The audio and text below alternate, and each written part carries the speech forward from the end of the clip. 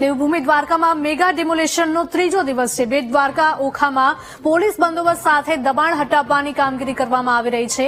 બાલાપરમાં 1000 જેટલા પોલીસ કર્મીઓનો બંદોબસ્ત ગોઠવાયો છે। ત્રીજા દિવસે ગેરકાયદે ધાર્મિક સ્થળ પર બુલડોઝર ફરી વળ્યું।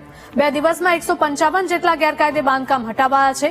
અંદાજે 19 કરોડથી વધુની સરકારી જમીનને પોલીસે ખુલ્લી કરાવી છે। સોશિયલ મીડિયા પર હર્ષ સંઘવીને ધમકી આપનારની શોધખોળ કરવામાં આવી રહી છે। દ્વારકા જિલ્લા પોલીસ વડાએ તપાસના આદેશ આપ્યા છે।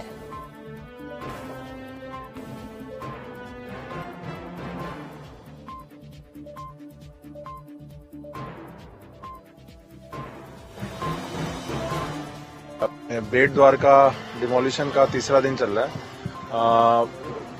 3 दिन में कायदे से प्रक्रिया करके जो भी इलीगल स्ट्रक्चर्स है उनका जो डिमोलिशन की कार्रवाई चल रही है। बेट द्वारका और साथ ही साथ जो ओखा विस्तार है वहां पर भी डिमोलिशन हटाने की कार्रवाई चल रही है। और एक जो ट्वीट की जो आपने चर्चा की उसके ऊपर हमारी अभी पुलिस की तपास चल रही है। सर अभी कितना बंदोबस्त होगा पुलिस का?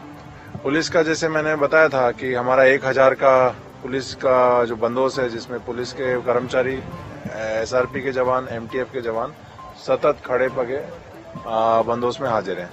अंदाजित कितने दिन तक अभी ये कार्यवाही चल सकती है?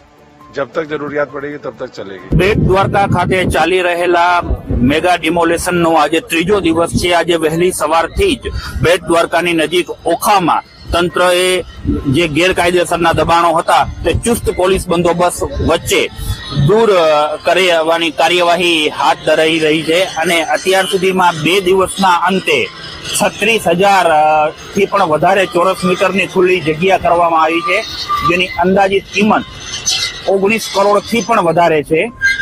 તો આજે સતત મેગા ડિમોલેશનનો આ ત્રીજો દિવસ કે અવિરત જે ગેરકાયદેસરના જે બાંધકામો છે તે તંત્ર દ્વારા તોડવામાં આવી રહ્યા છે। અશોક માણેક, VTV સમાચાર, ઓખા।